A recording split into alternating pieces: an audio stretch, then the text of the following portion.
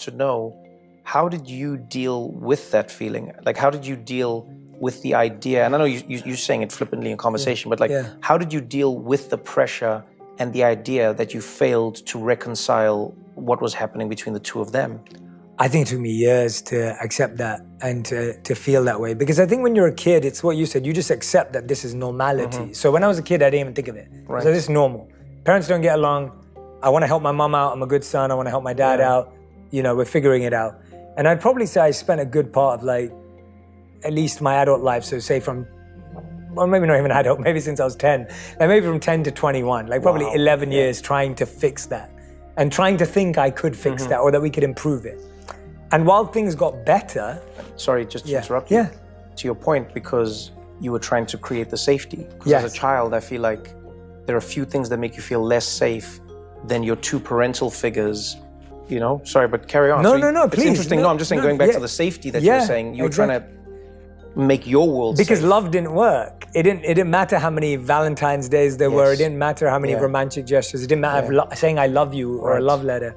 But it was safety, And so I was trying that probably for a good 11 years. And then I think when I went off to the monastery, it was still there in my heart. And then I think while I was there, I was like, okay, I have to let go of this because it's not my responsibility. It's not my ability.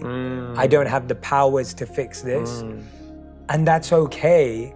And that if I'm able to let go of this, then not only will things improve there, I can help people who want to be helped as well.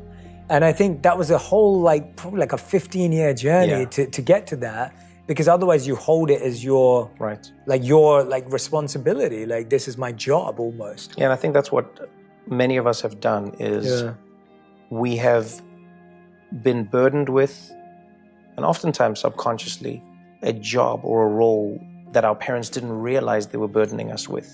Wow. You know, oftentimes I find it so interesting how the loudest parents who aren't good at reading a room will have the most shy child. Yes. You know, and then the parents who aren't good at being outgoing, and they'll have kids who are running and screaming and greeting everybody and talking to them.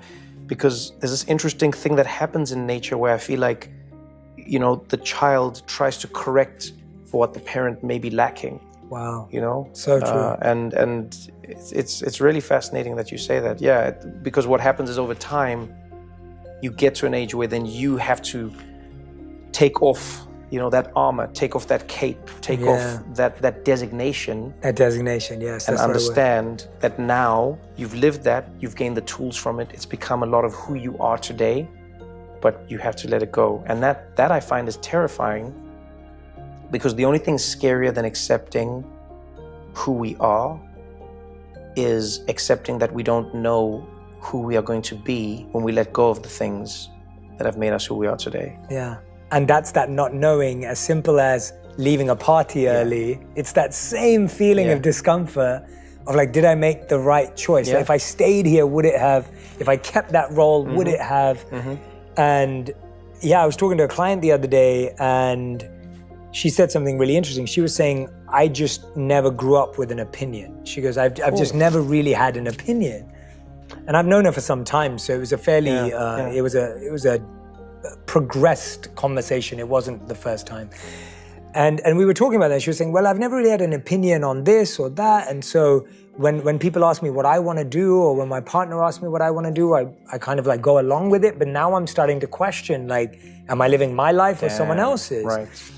And it was really interesting because we were really getting into it. And I started talking to her about her parents and family dynamic. And she said something really phenomenal to me. She said that my brother and my dad always used to argue, and I was the peacemaker. And she goes, when I felt pain, I never shared it because it would create more complexity. Right. And so I accept that she came to the conclusion that the reason I don't have an opinion is because it disturbs the peace. And when I don't have an opinion, the peace is kept. And I was, you know, those are the kind of things that we're saying. Like, we take the designation of peacemaker. You take the role and the designation of whatever I was. Yes. Sometimes the comedians take on the role of being a comedian because you kind of get everyone to laugh and everyone, you know. And so I think these roles that you're talking about are really, it's a really beautiful way that you said it, that we adopt this job and this role and this designation. Definitely. I think we do, and I often think sometimes it is necessary. Of course. I think it may be evolutionary. Whatever it is, again, that's why I don't go to it's bad, it's good. I go, it is. It is. It just is. And in understanding it, I realize there's nothing wrong with it being as long as you know when to let it go. You know, I often think that about seatbelts. When I'm in a car or on a plane, sometimes I forget that I'm wearing the seatbelt. I love wearing my seatbelt, especially on a plane. I buckle it long before they tell me. I'm like strapped. I don't know what it is. I love it. Buckle the whole flight, even when you see it go off, you're still you know when they'll turn seatbelt like on, I'm like, what do you mean on? The whole flight, I will be wearing the seatbelt. Thank you very much. And what will happen sometimes, I'm so comfortable spinning the whole time. When we land, we chill. I don't rush to get my bags, any of that. And then I'll stand and the seatbelt will pull me. And it's always like, I laugh to myself. It always happens because it's really down. And it just, as I jump, I was like, ha, it pulls me back down. And I always giggle and I unbuckle it. And I found myself thinking the one day, I was like, it's amazing how this device is brilliant. It saves your life. In a car crash, plane crash on a runway or whatever. I don't know how much it'll save you in a big one, but still, But this thing is, it holds you. Wow. It's helping you stay intact. It's helping you stay in the place you need to be in. But if you don't know how to let it go when you need to, now you're trapped. Yeah. And so that's what I'm constantly trying to work on, which is so hard, Jay. It's like, man, I go like, okay, all right, my safety belt, my seat belt, all right.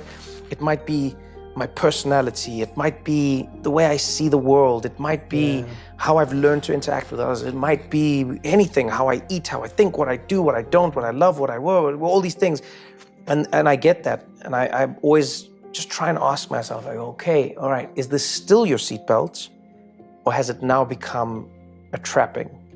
And I always just have to ask myself that question. It's extremely difficult. I spend, you just go round and round. Sometimes I do. A lot of the time I'll be chill. But sometimes, whew. I don't think I can watch Harry Potter the same again. I don't think I could be on a plane the same again. Like, and I love how you think. I think it's so refreshing to hear that. And the biggest thing I'm taking about this is just this ability to really question our lives, question things. I think that is the purpose of life is to start asking questions. And what I loved about at least the scriptures I studied on the Eastern side, they're all Q&As. Like they're all question and answer sessions. None of them are like talking or lecturing or. These are the Vedas you're talking about? The Vedas, yeah. They're all Q&As. And I think that was a big part of how we were trained to believe that all inquiry was the birth of wisdom. Like it had to be an inquiry, it had to be a conversation. It couldn't be a lecture or a seminar. And I think when I sit with you and whenever I've sat with you and whenever I've watched you, which I've admired you for so long, I think that the quality of questioning is really what we should be more focused on than the result and the answers, as you were saying earlier, that if we asked questions we were actually interested in knowing the answer to, we'd actually listen to the answer.